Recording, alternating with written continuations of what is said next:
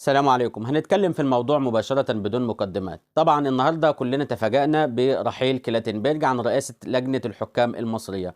كلاتنبرج اللي اتعاقدوا معاه علشان يطور الحكام، عشان يصحح الأخطاء، عشان يحول التحكيم المصري لتحكيم عادل، تحكيم متميز، تحكيم يشرفنا في كل مكان، يكون عندنا حكام دولية تقدر تروح للبطولات الخارجية. لكن الحقيقة اللي حصل مع كلاتنبرج وقصة التطفيش اللي بدأت من أشهر تحديدا، مش وليدة الصدفة النهاردة، لا ده كان مخطط وتم بنجاح نهايته مسلسله النهارده.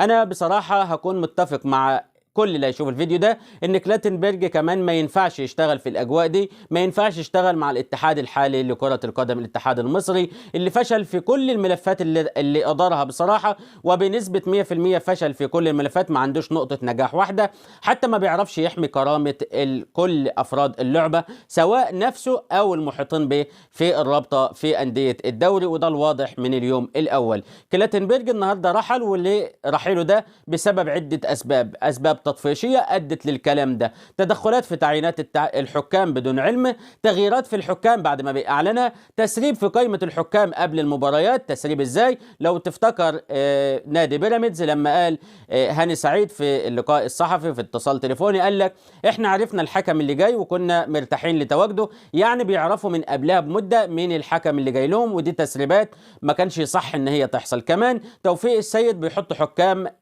رغما عن انف كلاتنبرج رغم ان هو رئيس لجنة الحكام.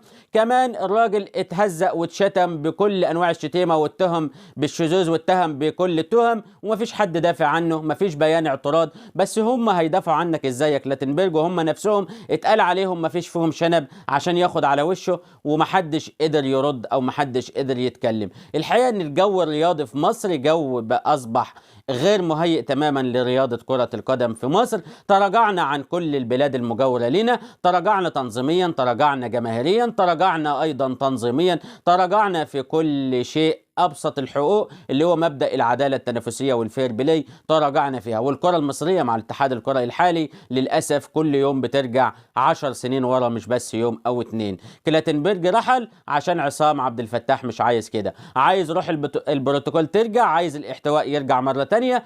عصام عبد الفتاح كمان مش بس ان هو ضغط على رحيل كلاتنبرج وكان من تحت لتحت كده بيبدا ان هو يتدخل في تسريبات الحكام وبناء عن تعليماته، لا ده عايز يجيب فاسد اخر يمسك رئاسة لجنة الحكام.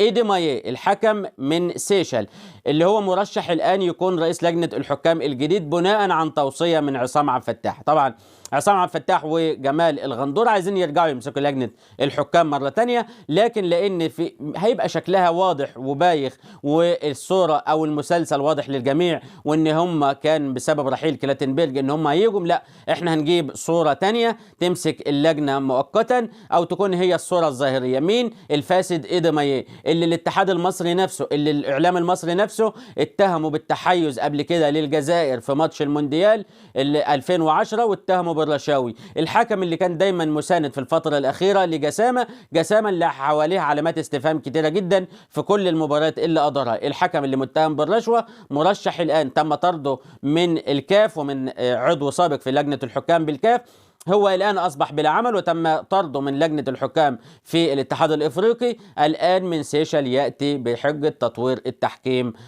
المصري. مؤهلاته ايه او خبراته ايه ما اعرفش والله بصراحة ازاي هو ده اللي جاي يطور التحكيم المصري، ويبدو ان احنا على مستوى التحكيم هنتراجع مثلما تراجعنا في كل شيء بعد رحيل كلاتنبرج الذي اصبح مستاء جدا، مستاء من عدم وصول راتبه عن عمد، طبعا تأخير الراتب علشان الراجل يطفش، مستاء جدا من المعاملة، مستاء من عدم الحماية، مستاء من عدم الدفاع عنه، مستاء للإشاعات اللي ظهرت عليه، مستاء من التدخلات في عمله وتغييرات الحكام وتغييرات حكام الفار، مستاء من كل القرارات اللي بتأتي ضده. قال لك كمان ان الاتحاد المصري لكرة القدم ما عندوش رغبة اطلاقا في تصحيح المسار او تصحيح الاخطاء، ما عندوش رغبة ان يكون عنده حكام مميزين. وما تقوليش ان انت من البداية او تطلع تقول لي حجة ايه ان كلاتنبرج مش فاضي لنا. كلاتنبرج كلاتنبرج مشغول باليونان ومشغول باماكن اخرى. لا، ما تقوليش الحجه دي اطلاقا، لان انت قبل ما تتعاقد معاه كنت عارف ان هو متعاقد، والراجل قال لك من اليوم الاول انا هشتغل هنا وهنا، مش هكون متفرغ فقط في مصر، وانت وافقت على كده ومضيت معاه العقد على هذا. فما تطلعش النهارده تقول لي اصل هو مش متفرغ، انت ما تفاجأتش بالموضوع ده ولا حاجه. لا، ده من اليوم الاول كانت الامور واضحه. اتحاد الكره الحالي بصراحه هو اسوأ اتحاد كره يدير الكره المصريه في السنوات الاخيره. للاسف للاسف للاسف. يعني الإعلام العربي والجماهير العربية كلها كانت بتسخر من شكل مباراة القمة والتواجد الضعيف الجماهيري. عندنا الأخطاء الآن على مستوى التحكيم، على مستوى تنظيم البطولات، ما عدناش عارفين ننظم بطولة من فترة كبيرة جدا.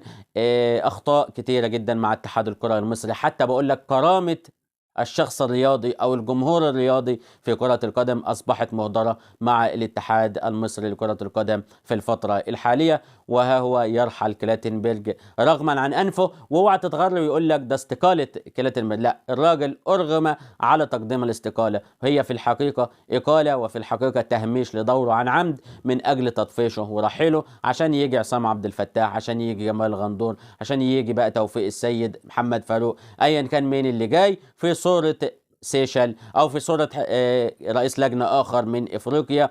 والمرشح الان ايدو مايه، اللي هو بصراحه مصيبه مصيبه لويجه. انت لو ما عندكش لجنه حكام هيكون افضل من ان يكون ده هو الحكم اللي جاي او رئيس لجنه الحكام اللي جاي. وربنا يسترها على كل فرق الدوري بلا استثناء في المباريات القادمه. وانا عايز اعرف مين السبب في رحيل كلاتنبرج، مين اكتر مستفاد من رحيل كلاتنبرج، ليه هيرحل، وشكل المنافسه هتكون عامله ازاي بعد رحيل هذا الرجل عن إدارة لجنة الحكام المصرية. وده الخبر والموضوع اللي كان معانا النهاردة في قناتكم قناة الكابتن، وأيضا في بنالتي سبورت، حول الرحيل المفاجئ لكلاتنبرج عن رئاسة لجنة الحكام المصرية، وإحنا في نص الموسم أو في منتصف مباريات هذا الموسم. يعني الرحيل ما جاش قبل بطولة الدوري أو بعد نهاية الموسم بناء عن تقييم لمدار عام كامل، لا، ده رحيل في نص الموسم. ما أعرفش إيه الأسباب غير اللي إحنا أعلناها من تحت الترابيزة. بقى إيه الأسباب؟